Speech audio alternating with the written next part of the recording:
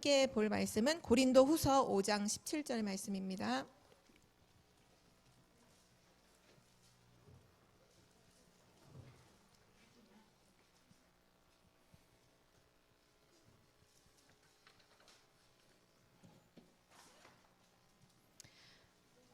네, 오늘 말씀은 고린도후서 5장 17절, 우리 한 절 말씀인데요. 우리 다 함께 합독하시겠습니다. 고린도후서 5장 17절 말씀입니다. 그런즉 누구든지 그리스도 안에 있으면 새로운 피조물이라, 이전 것은 지나갔으니 보라 새 것이 되었도다. 아멘. 네, 오늘 말씀은 우리 현장복음 메시지 25번째 메시지고요. 성숙한 그리스도인의 생활입니다.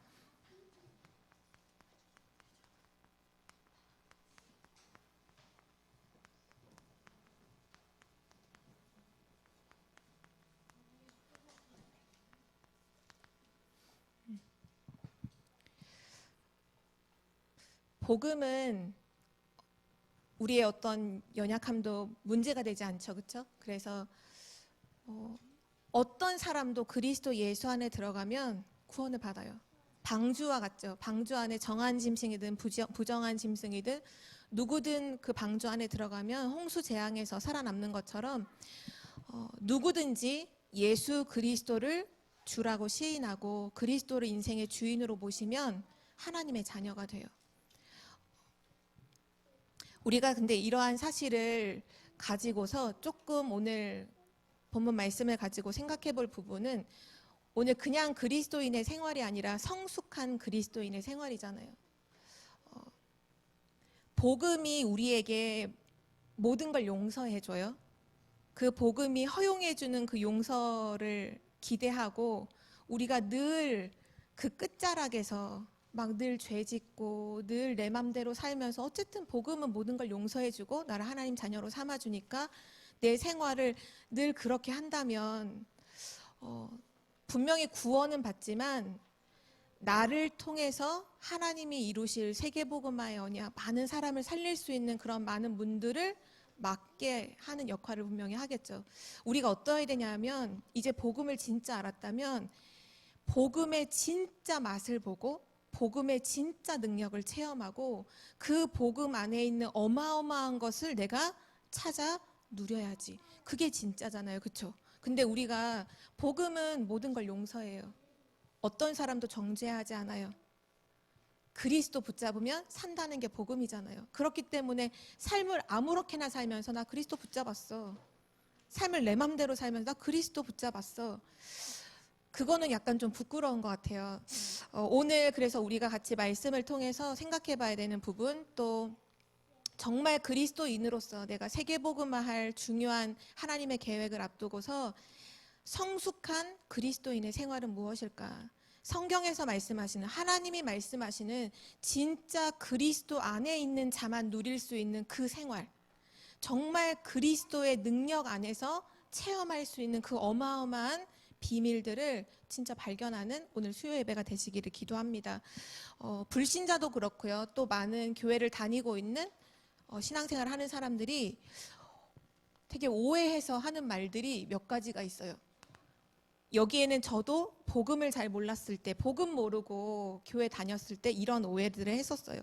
어떤 오해를 하냐면요, 불신자들은 되게 많이 이렇게 생각하죠. 복음을 잘 모르니까 세상에 수많은 종교가 있잖아요. 세상에는 수많은 종교가 있는데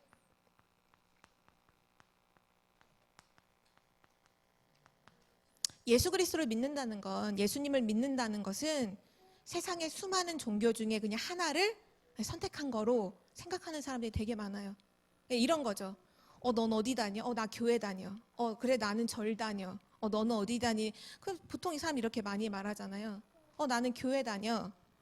나는 절 다녀. 나는 어디 다녀. 수많은 종교 중에 하나라고 생각하는 사람들이 너무 많고요.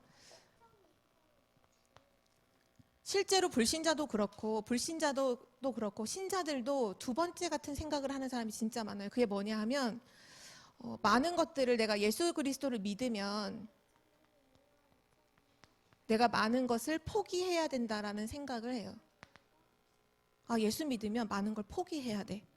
시간도 막 예배 뭐 주일날만 가는 게 수요 예배 있고 뭐 금요 기도에 뭐 새벽 기도하니까 시간도 투자해야 되고 뭐 물질 헌금도 있으니까 뭐 11조도 내야 되고 헌금도 드려야 되고 내가 뭔가 하고 싶은 많은 것들을 포기하고 예수님 믿어야 되는 것처럼 그렇게 말하는 사람들이 굉장히 많잖아요.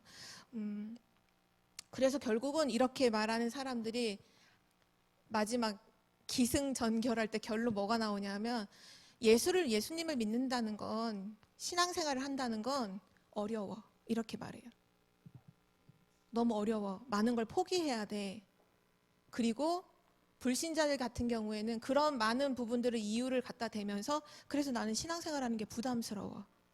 시간도 너무 많이 뺏기고 내가 쓸 돈도 막 많이 내야 된다고 하고 내가 만나고 싶은 많은 인간관계와 많은 내가 하고 싶은 일들이 있는데 세상적으로 하고 싶은 많은 것들이 있는데 그런 것들을 다 포기하고 내 교회 다니면 난 너무 부담스럽다 이렇게 하는 사람들이 많이 있죠. 그런데 실제로 우리가 복음 알면 뭐를 진짜 깨닫게 되냐면 진짜 이런가요? 신앙생활이 이런가요? 예수님을 믿는다는 것이 수많은 종교 생활 중에 그냥 하나를 선택하고 내 많은 것들을 포기하는 거라고 생각이 되나요?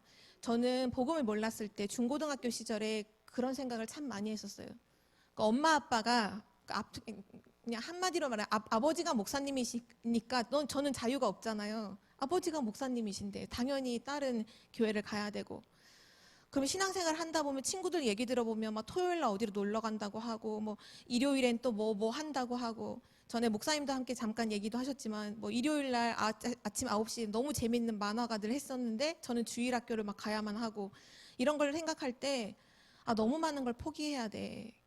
교회를 다닌다는 건 예수님을 믿는다는 건 참 어려운 일이야, 힘든 일이야. 저는 그렇게 생각했었거든요. 그런데 진짜 복음을 알고 나니까 솔직히 우리가 포기할 게 어딨어요. 사단에게 다 뺏겼는데. 그렇지 않아요? 사실은 다 빼앗기고 있는 거잖아요. 진짜 다 빼앗기고 있는 건데 우리는 그거를 모르고 얻고 있다라고 착각을 하죠. 분명한 영적인 사실은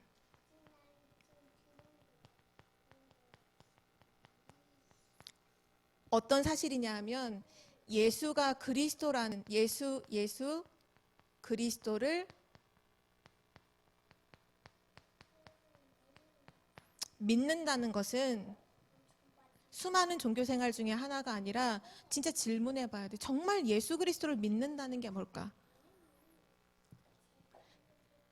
예수님을 믿는다는 것은 뭐를 아는 것이냐면 멸망할 수밖에 없는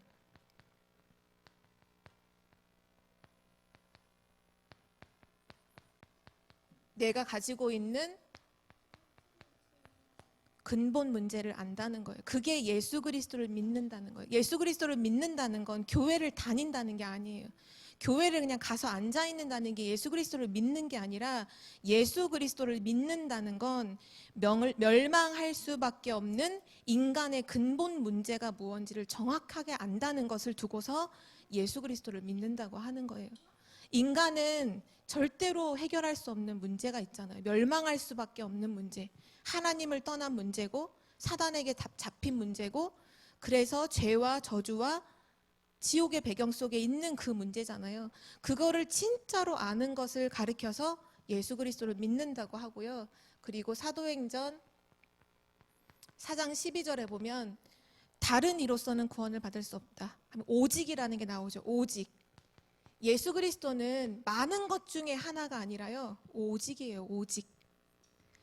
왜냐? 멸망할 수밖에 없는 근본 문제를 진짜로 안다면 예수 그리스도는 오직이기 때문에 붙잡을 수밖에 없는 거예요. 그걸 믿어야 된다, 안 믿어야 된다라는 그것도 사실은 맞는 말이 아니라 그리스도가 아니면 안 되는 거죠. 그리스도여야만 하는 거죠. 그래서 오직이라고 말씀하는 거고요. 그리고 예수 그리스도를 믿는다는 건 많은 걸 포기하는 게 아니에요. 예수 그리스도를 믿는 건 뭐냐? 하나님의 자녀가 되는 거예요. 그게 예수 그리스도를 믿는다고 하는 거예요. 하나님의 자녀가 되는 거. 그 하나님의 자녀가 되어서 그리스도 예수 안에서 하나님이 나에게 주신 것들을 진짜 것들을 모든 것을 다 누리게 되는 거. 그것이 예수 그리스도를 믿는다고 하는 거예요. 사단이 진짜 이 복음 하나를 모르게 하려고, 복음 하나를 붙잡지 못하게 하려고, 그 복음을 들을 수 있는 교회로 가지 못하게 하려고 얼마나 많이 오해시켰냐. 교회를 이렇게 오해시킨다니까요. 그러니까 결국은 뭐냐, 교회 신앙생활은 어려워. 교회를 다니는 사람들이 그렇게 말하잖아요. 신앙생활하는 건 너무 어려워. 내가 많은 것들을 막 이렇게 해야 되고, 그거 안 하면 막 이런 연락 오고, 뭐 이거 안 하면 뭐 무슨 말을 듣고. 신앙생활은 그런 게 아니에요. 신앙생활은 멸망할 수밖에 없는 근본 문제를 정확하게 아는 것이고, 그래서 그리스도가 오직인 것을 깨닫는 것이고, 예수 그리스도를 믿는 건 포기하는 게 아니라 하나님의 자녀가 되는 거예요. 그래서 진짜 복음을 아는 사람은 어렵다라고 말하지 않고요, 은혜구나, 은혜라고 말해요. 아, 진짜 하나님의 은혜다. 나같이 멸망할 수밖에 없는, 절대 해결할 수 없는 문제 속에서 방황하던 나를 아무 조건 없이 하나님의 자녀로 삼아주셨구나. 하나님의 자녀로 나를 부르셨구나. 은혜구나. 부담이 아니라 생각하면 생각할수록 아, 진짜 너무 감사하다. 하나님께 감사하다.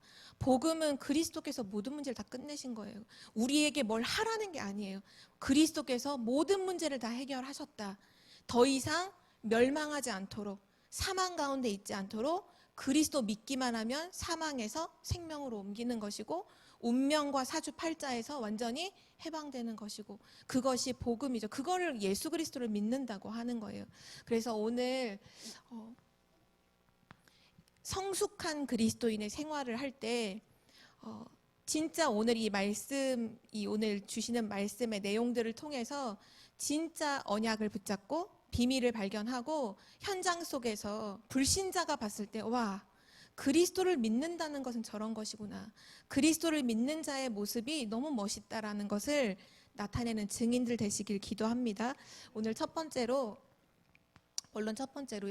성숙한 그리스도인을 알기 위해서 먼저는 구원의 의미를 정확하게 알아야 하는데요. 그래서 오늘 본문 말씀이 고린도후서 5장 17절에 구원은 무엇이냐라고 했을 때 정확하게 분명하게 말씀하고 있어요. 오늘 읽은 말씀이죠. 그런즉 누구든지 그리스도 안에 있으면 새로운 피조물이라. 이전 것은 지나갔으니 보라 새 것이 되었도다. 구원이라는 건 뭐냐 하면 그리스도 예수 안에서 새롭게 됐다는 거예요. 새로운 피조물이라는 거죠. 그러면 여기서 새롭다라는 것을 깨닫기 위해서는 먼저 이전 것은 지나갔다고 말씀하셨잖아요. 이전 것이 무엇인지를 정확하게 알아야겠죠. 이전 것이 무엇이냐면요, 에베소서 2장 1절 허물과 죄로 죽었던 너희. 이전의 상태라는 건 허물과 죄로 죽은 상태가 바로 이전의 상태예요. 여기서 허물이라고 하면 우리가 지은 자범죄를 말하는 거고요. 죄라고 하면 하나님을 떠난 원죄를 말하는 거죠. 그러니까 원죄로 인해서, 하나님을 떠나는 원죄로 인해서 우리는 수많은 자범죄를 범할 수밖에 없는 상태가 됐잖아요. 그 허물과 죄로 죽은 상태가 이전의 상태고요. 또 우리가 어디에서 새롭게 되었냐면 에베소서 2장 2절에 공중 권세를 잡은 자를 따랐다고 했거든요. 사단에게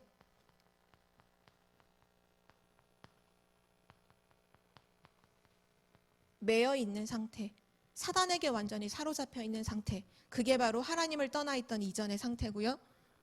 또 에베소서 2장 3절에 보면 본질상 진노의 자녀, 하나님의 진노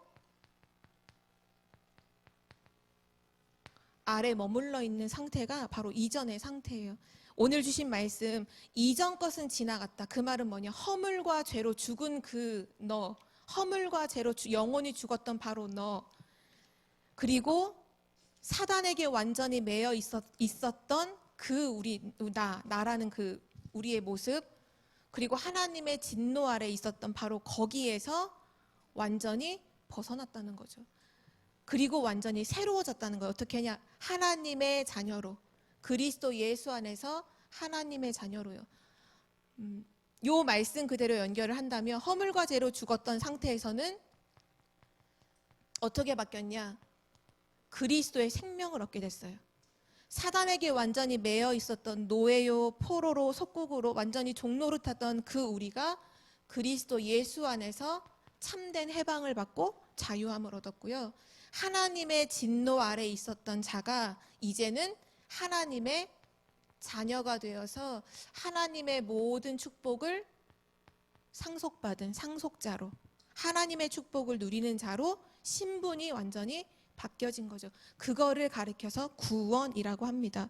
그리고 두 번째로 성숙한 그리스도인은 구원받은 그 축복된 상태에 머물러 있지 않고 날마다 두 가지 일에 나아가는 삶이 성숙한 그리스도인의 삶이거든요.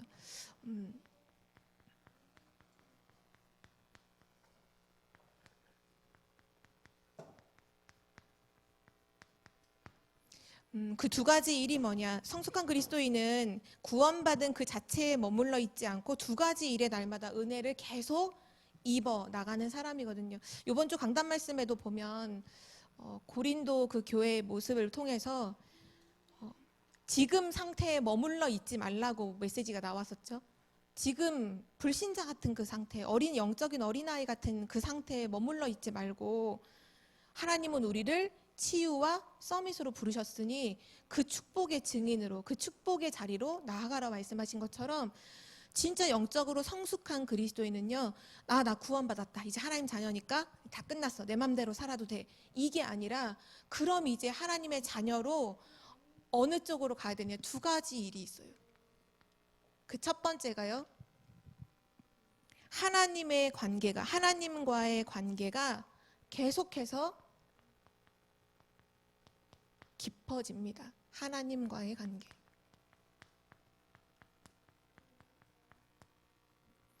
성숙하다는 건 우리가 이제 단어를 좀 바꾸면 성숙을 이렇게 단어를 바꾸면 어떻게 발음되냐? 숙성이잖아요. 우리가 김치를 담가도 숙성을 시키면 보통 무슨 말이죠? 깊은 맛이 난다라는 얘기를 하잖아요. 사람이 성숙한다는 것도 깊은 비밀을 누리는 사람을 말해요. 결국은 진짜 복음의 깊은 비밀을 누리는 사람, 하나님의 깊은 것을 누리는 깊은 사람을 말하거든요. 근데 그 일이 무엇으로부터 비롯되냐 하면 하나님과의 관계로부터 비롯되는 거예요. 날마다 이 시간을 갖는 거죠. 베드로전서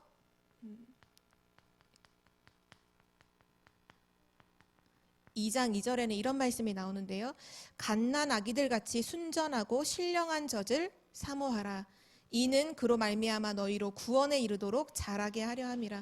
갓난 아기들이 어머니의 젖을 사모하고 그 젖을 먹음으로 자라나는 것처럼 영적으로 성숙한 사람은 날마다 뭐를 사모하냐면요, 하나님의 말씀을 사모해요.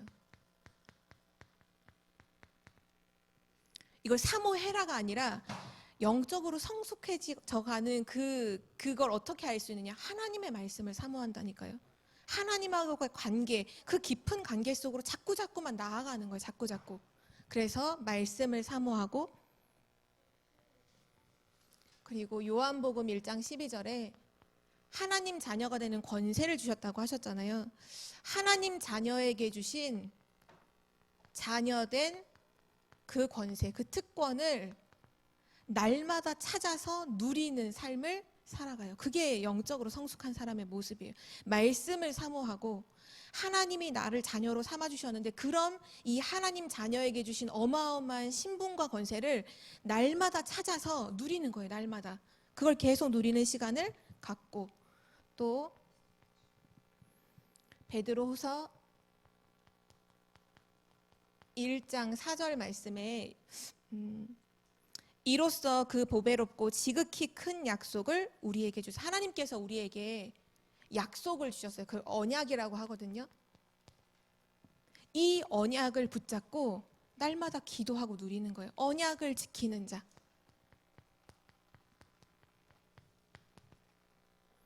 나와 하나님하고의 관계가 어떠한가를 딱 체크해 볼 수 있는 지침이 딱 이거예요. 하나님의 말씀을 사모하는가? 진짜 하나님 자녀된 신분과 권세를 내가 삶에서 누리는가? 하나님 주신 그 언약을 내가 진짜 붙잡고 그 말씀이 사실이니까 성취될 것이니까 하나님이 이루실 것이기 때문에 그 말씀을 기도함으로 기다리는가? 그 사람은 날마다 성숙한 그 그리스도인의 그 비밀 속으로 들어가고 있는 사람인 거죠. 그게 첫 번째 증거고요. 두 번째로 성숙한 그리스도인의 모습은 어떤 비밀 속으로 들어가냐면 하나님과의 관계뿐만 아니라 사람과의 관계에서도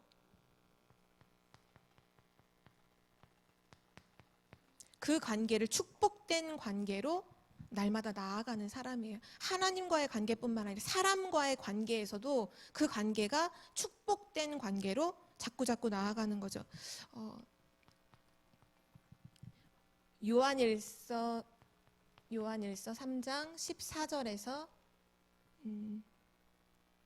11절하고 14절에 보면 뭐라고 말씀이 나오냐면 서로 사랑하라는 말씀이 나오거든요. 우리는 서로 사랑할지니 이는 너희가 처음부터 들은 소식이라. 14절에는 우리가 형제를 사랑함으로 사망에서 옮겨 생명으로 들어간 줄을 알거니와 사랑하지 아니하는 자는 사망에 머물러 있느니라. 우리가 형제를 사랑함으로 사망에서 생명으로 옮겼다는 거예요. 그러니까 사망에 머물러 있는 자는 형제를 사랑할 수 없고 사망에서 생명으로 옮겨진 그 사람은 당연히 형제를 사랑한다라는 말씀이 나오거든요. 이게 무슨 말이냐 하면 사람과의 축복된 관계를 어떻게 이루어가느냐. 내 주변에 능력 있는 사람이 많고 내가 사람을 잘 사귀고 그게 아니라 진짜 형제를 사랑하는 쪽으로 날마다 신앙생활이 나아간다는 거죠. 고린도 교회가 사실은 근본적으로 갖고 있었던 문제 중에 하나가 그거였잖아요. 늘 분쟁하고 갈등하고 다투는 거. 진짜 복음을 누리는 사람은 그 방향으로 사실 가지 않아요. 진짜 복음을 누리는 사람은 그 흐름이 원래는 원수 맺고 늘 분쟁하고 갈등했던 사람이었는데 가면 갈수록 진짜 하나님의 사랑을 알고 하나님하고 관계가 깊어지니까 그 은혜 속에서 이제 사람들을 사랑하게 되는 거죠. 진짜 형제를 이해하고 배려하고 사랑하게 되는 거죠. 그래서 하나님 말씀에 구원받은 자들에게는 새로운 피조물이라고 말씀하시고 또한 새로운 직분이 있음을, 새로운 사명이 있음을 말씀하고 있는데요. 그 사명이 뭐냐 하면 오늘 우리가 읽었던 말씀 바로 다음 절에 나와요. 고린도후서 5장 18절에서 21절 말씀에 뭐라고 말씀하셨냐면 하나님께서 그리스도를 통해서 우리를 하나님과 화목하게 하셨다. 먼저 하나님과 화목하게 하셨다. 그리고 우리에게 어떤 직분을 주셨냐? 화목하게 하는 직분을 우리에게 주셨다고 성경은 말씀하고 있어요. 그래서 20절 오늘 우리가 읽었던 고린도후서 5장 20절을 보면 이렇게 말씀하시는데요. 그러므로 우리가 그리스도를 대신하여 사신이 되어 하나님이 우리를 통하여 너희를 권면하시는 것 같이 그리스도를 대신하여 간청하노니 너희는 하나님과 화목하라. 18절에도 보면 모든 것이 하나님께로서 났으며 그가 그리스도로 말미암아 우리를 자기와 화목하게 하시고 또 우리에게 화목하게 하는 직분을 주셨으니 우리를 화목하게 하는 직분을 주시고 또 우리를 그리스도를 대신하여 보내는 그리스도의 사신이라고 말씀하고 있는데요. 여기서 이제 화목이라는 게 어떻게 우리가 실제 삶에 적용할 수 있냐 하면 단순히 뭔가 사이좋게 지내라, 사람들하고 사이좋게 지내라 그 말이 아니에요. 우리에게 화목하게 하는 직분을 주셨다는 건 뭐냐 하면 먼저 그리스도를 통해서 우리를 하나님과 화목하게 하셨잖아요. 그리고 이제 우리를 보내서 화목하게 하는 직분을 주셨다는 거예요. 우리를 그리스도 대신으로 보내서 화목하게 하셨다는 거예요. 이 말은 너 가서 형제랑 사이좋게 지내라는 말이 아니라 우리를 만나는 모든 사람이 그 사람이 하나님과 화목하게 되게 하는 그 직분을 말해요. 우리를 어떤 사람이 내가 누군가를 만났다. 그럼 그 사람이 하나님과 화목하게 대하는 거죠. 나를 만난 사람이 나를 좋아하고 나를 따라오고 이게 아니라 내가 그 사람을 만나기만 하면 그 사람이 하나님과 화목하게 되는 거죠. 그 직분을 우리에게 주셨다는 거예요. 그 화목하게 하는 직분을 주셔서 하나님이 여기 나오는 19절 말씀에 보면 화목하게 하는 말씀을 우리에게 부탁하셨느니라. 화목하게 하는 말씀이 뭘까요? 복음이잖아요. 복음. 하나님이 우리에게 복음을 주셔서 그 복음을 가지고 형제에게 전달하여서 그 복음을 들은 형제가 하나님과 화목하게 되도록 하는 직분을 우리에게 주셨다는 거예요. 너무나 놀라운 직분이죠. 그래서 사단이 이거를 알고 우리를 어떻게 이용하냐 하면 우리를 통해서 그 사람이 하나님을 알고 그리스도를 알고 하나님의 자녀가 되도록 하는 역할을 우리를 통해서 이제 하나님이 하신다는 거잖아요. 그래서 사단이 우리를 속이는 거예요.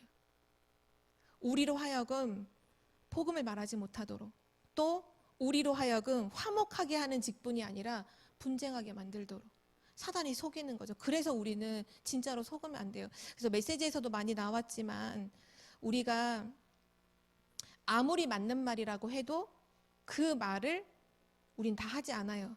왜냐하면 이유는 한 가지거든요. 사단을 승리하게 하지 않기 위해서 그렇게 하는 거예요. 우리가 어떤 말을 했을 때 그 말로 인해서 만약 누군가가 실족한다. 그건 사단이 원하는 거잖아요. 그래서 우리는 항상 기억할 게 뭐냐 하면 하나님이 원하시는 것이 무엇이며 사단이 원하는 것이 무엇인지를 분명히 알고 말하고 생각하고 선택할 수 있어야 돼요. 사단은 우리를 속이거든요. 좋은 거 하게 하면서 사단이 승리하는 쪽으로 가기를 원해요. 그래서 항상 그래서 유 목사님도 이런 말씀을 종종 하시죠. 이 사람이 실수했을 때 진짜 너무 실수했는데 그 사람한테 말하지 않는데요.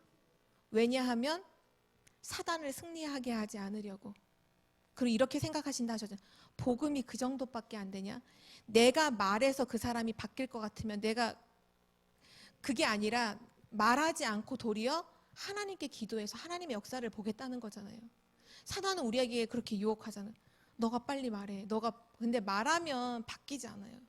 우리도 사람의 말에 안 바뀌었잖아요. 하나님의 말씀에 바뀌었잖아요. 우리가 언제 변화됐냐면요. 하나님 말씀이 내 안에 들어올 때 내가 바뀌거든요. 사람이 나한테 잔소리한다고 바뀌는 게 절대로 아니에요. 그래서 이 사람에게 바른 말을 하기보다는 진짜 하나님 앞에 맡기고 기도하는 거죠. 하나님은 하실 수 있다. 복음에 유익하다면 하나님 남겨놓으실 거고, 복음에 유익하지 않다면 하나님이 어떤 방법으로 하시든 하나님의 방법으로 하나님이 그걸 해결하시겠죠. 그래서 중요한 건 뭐냐 하면 하나님께서 우리에게 화목하게 하는 직분을 주셨다는 거. 그래서 여기 계신 모든 분들이 누군가를 만났을 때 그 만나는 사람이 여러분들을 통해서, 우리 성도님들을 통해서 하나님과 화목하게 되는, 하나님을 알게 되는 은혜가 있기를 기도합니다.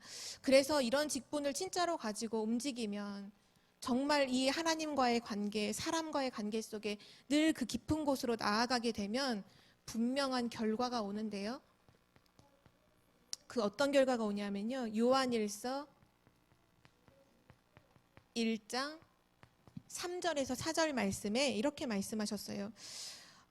우리가 보고 들은 바를 너희에게도 전함은 너희로 우리와 사귐이 있게 하려 함이니 우리의 사귐은 아버지와 그의 아들 예수 그리스도와 더불어 누림이라. 우리가 이것을 씀은 우리의 기쁨이 충만하게 하려 함이라. 우리가 진짜 이 사람들로 하여금 사람을 사랑하고 그리고 그 모든 사람으로 하여금 하나님과 화목하게 하는 그 역할을 하면 우리 삶 가운데 어떤 결과가 오느냐? 기쁨이 충만하게 된다고 하나님께서 말씀하셨어요. 근데 이 기쁨은 내 일이 잘 돼서 오는 기쁨이 아니라 지금 말씀 나온 것처럼 하나님과 예수 그리스도로 함께하는 생활로 인해서 오는 기쁨이 충만하게 된다는 거죠. 이것이 그리스도로서 그 성숙한 그리스도인의 생활, 그 그리스도인들이 날마다 나아가는 두 가지 일이고요. 그리고 세 번째로 그 성숙한 그리스도인은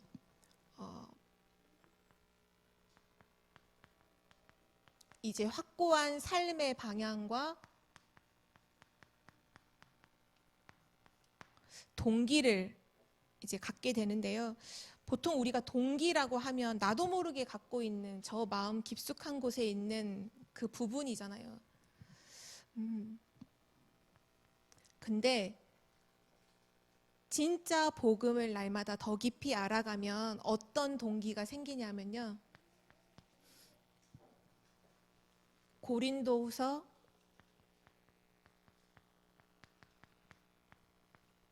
5장 14절 말씀, 우리가 오늘 읽었던 본문보다 좀 위에 있는 말씀인데요. 14절 말씀에 그리스도의 사랑이 우리를 강권하시는도다. 우리가 생각하건대 한 사람이 모든 사람을 대신하여 죽었은즉 모든 사람이 죽은 것이라.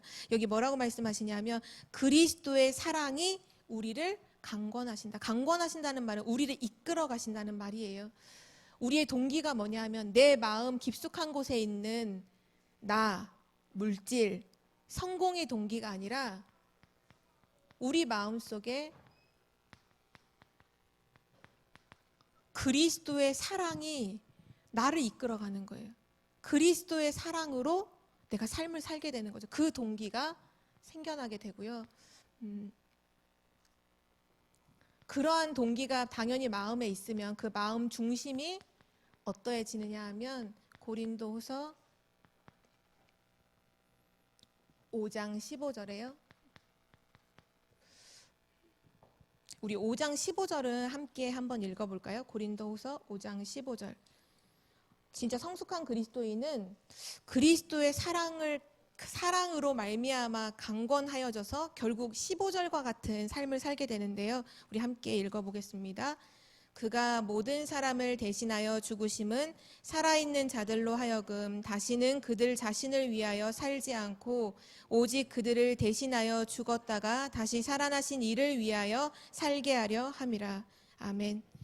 나를 위해서 살지 않고 주를 위해서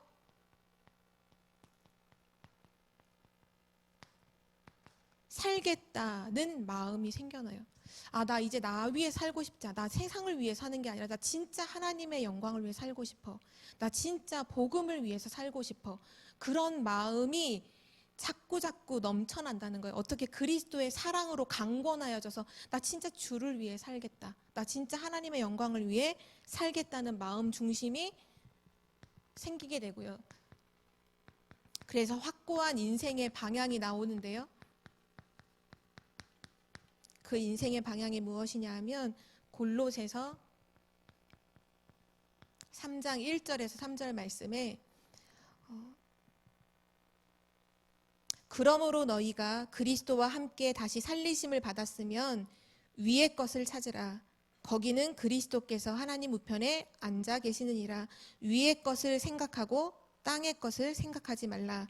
이는 너희가 죽었고 너희 생명이 그리스도와 함께 하나님 안에 감추어졌음이니라. 뭐라고 말씀하시냐면 위의 것을 찾으라. 위의 것을 생각해라. 땅의 것을 생각하지 말고 위의 것을 생각하며 살아라. 그것이 이제 우리의 방향이에요. 간단하게 말하면 땅의 것, 육신적인 것 생각하고 찾으며 살지 말고 위의 것, 하나님이 주시는 진짜 영적인 것을 생각하고 찾는 삶을 살아가는 거죠. 오늘 한번 우리가 점검을 해봤으면 좋겠어요. 진짜 나는 이러한 방향과 이러한 동기 속에서 지금 살고 있는지. 만약 그러하다면 성숙한 그리스도인으로 날마다 복음 속에서 깊어지고 있는 삶을 살고 있는 거예요. 아, 난 진짜 복음을 위해 살고 싶다. 내가 비록 지금 당장 어떤 액션을 취하고 대단한 것을 이루는 게 아니더라도 나 진짜 복음을 위해 살고 싶고 나 진짜 하나님의 영광을 위해 살고 싶고 나 세상 것이 아니라 진짜 영적인 거 그거 알고 싶고 그거 묵상하고 싶고 그것이 진짜 영적으로 성숙한 사람의 모습이라고 하나님은 말씀하고 계시고요. 그래서 마지막 결론으로요.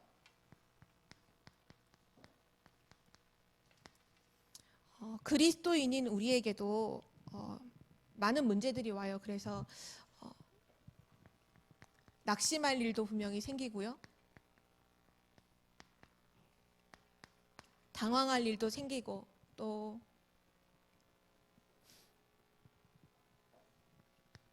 때로는 좌절할 일도 생기고 뭔가를 포기하고 싶을 때가 분명 올 수 있어요. 그런데 그때 이런 문제에 직면했을 때, 이런 고통과 어려움 가운데 직면했을 때 반드시 깨달아야 되는 말씀이 있는데요.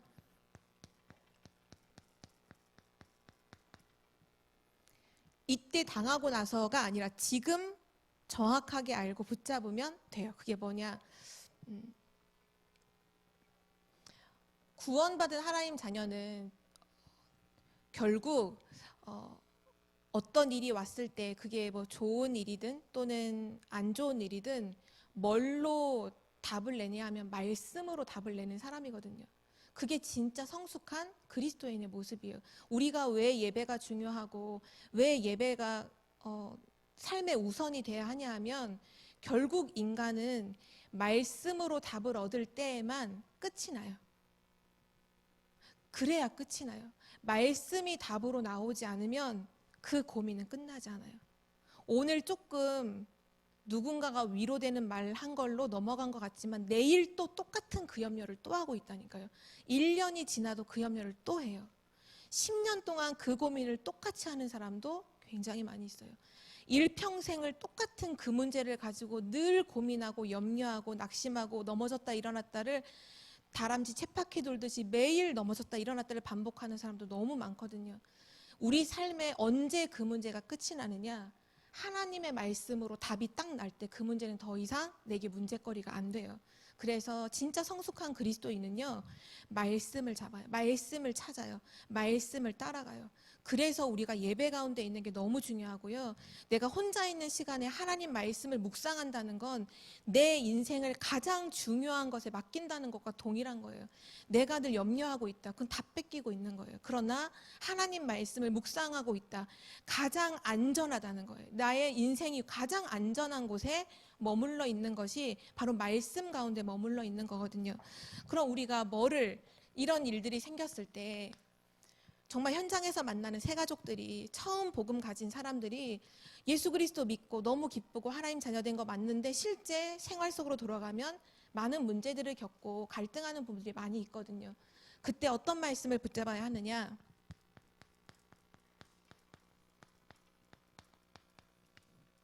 베드로전서 5장 7절 말씀이요. 너희 염려를 다 주께 맡겨버리라. 이는 왜냐하면 분명 이유가 나왔어요. 이는 그가 너희를 돌보심이라. 저는 이 말씀을 참 좋아하고 제 마음의 답으로 붙잡았던 때가 있었는데요. 하나님 말씀, 복음 선고를 가지고서 매일매일 한 구절씩 암송을 했던 그때가 있었어요. 그때 어느 날 그날 이제 외우는 암송 구절이 이 구절이었어요. 베드로전서 5장 7절 말씀. 너무 간단해요. 길지 않아요. 너희 모든 염려를 주께 맡겨버리라. 이는 그가 너희를 돌보심이라. 제가 그날 묵상할 때 어떤 걸 묵상했냐면 돌보심이라는 거를 묵상하게 됐어요. 모든 염려를 하나님께 맡기라는 거 너무나 알고 있잖아요. 근데 그게 잘 안 맡겨져요. 하나님 염려하지 말아야지. 하나님께 맡겨야지. 기도했는데도 돌아서면 또 염려하는 게 저이더라고요. 근데 그날 그 이유가 나왔잖아요. 이는 왜냐하면 너 염려 맡겨. 하나님께 맡겨. 왜냐하면 그가 하나님이 너를 돌보시기 때문이야. 돌보심이 뭘까라는 걸 그때 묵상을 해서 그날 묵상을 하는데 어떤 생각이 들었냐면 저기 움직이고 있는 돌아다니고 있는 한빈이가 아기였을 때였어요. 그때가. 근데 그때 저희 이제 예배 드릴 때 한빈이가 아기들은 그렇잖아요. 머리가 무겁잖아요. 몸에 비해서 머리가 크니까. 그럼 이렇게 가만히 앉혀놓으면 머리가 무거우니까 이렇게 머리가 자연히 이렇게 바닥으로 쿵쿵 한단 말이에요. 그리고 중심이 허리에 힘이 없으니까 배에 힘이 없으니까 이렇게 조금만 놔도 이렇게 쿵 하다 보면 모서리에 찍고 벽에 찍고 해서 아기들이 상처가 많이 나거든요. 그때 한 번은 그 유성룡 집사님이 한빈이 머리에 헬멧을 씌워서 교회를 데리고 오셨더라고요. 근데 그게 그냥 이상한 헬멧이 아니라 아이들 머리를 보호하는 헬멧을 구입을 해서 씌워 갖고 온 거예요. 왜냐? 사랑하잖아요. 자녀를 너무 사랑하잖아요. 그러니까 한빈이가 머리 이렇게 쿵쿵 하니까 그게 뭐 마음이 너무 아파서 그 헬멧을 구해서 씌운 거예요. 아, 근데 그게 생각이 났어요. 우리가 보통 돌본다는 단어를 언제 쓰냐 하면 그 아이들을 케어할 때 돌본다는 단어를 쓰거나 또는 너무 몸이 병약한 병자를 돌본다는 단어는 딱 그때 써요. 병자에게 쓰거나 아이를 돌보는 부모님한테 쓰잖아요. 저런 게 돌보는 거구나. 하나님이 내가 다치지 않도록, 내가 힘들지 않도록, 내가 넘어지고 이렇게 하지 않도록 나를 저와 같이 하신다는구나. 제가 그날 울었거든요. 말씀 묵상하다가 이 말씀 어디 이 밖에 공원에서 이렇게 호흡하면서 말씀 묵상하다 제가 진짜 펑펑 울었거든요. 왜냐하면 그 돌보신다는 단어 하나에 하나님이 우리를 어떻게 하신다는 게 너무 담겨 있잖아요. 헬멧만 씌우시겠어요? 하나님께서 전능하신 하나님께서 우리의 앉고 일어섬을 아시고 우리의 호흡을 아시고 우리 머리카락 하나까지도 다 세신다는 그 하나님께서 우리를 돌보신다는데, 그러니까 염려를 맡기라는데 안 맡기고 내가 끝까지 내 염려를 갖고 있는 그 불신앙, 정말 사단이 주는 거잖아요. 사단에게 속는 거잖아요. 어떤 일이 일어나도 괜찮아요. 왜요? 하나님이 우리를 돌보시기 때문이에요. 모든 염려는 뭐 하면 돼요? 하나님께 맡겨버리는 거예요. 맡겨버리는 방법은 뭐냐? 기도잖아요. 하나님, 이런 일이 있어요. 어떻게 해주세요라고 말하지 않아도 하나님은 더 좋은 것으로, 가장 좋은 것으로 우리를 인도하시기 때문에 하나님 이런 일이 있어요. 하나님 이런 사건이 있어요. 그냥 보고만 하면 돼요. 그냥 아뢰기만 하면 돼요. 하나님은 가장 좋은 것으로 우리를 인도하신다는 걸 잊어버리면 안 돼요. 그래서 이 말씀 기억하셔야 돼요. 하나님께서 우리를 돌보신다. 그리고 또 한 가지는 로마서 8장 28절 말씀인데요. 우리가 알거니와, 우리 지금 알아야 돼. 이거는 로마서는 바울이 쓴 건데요.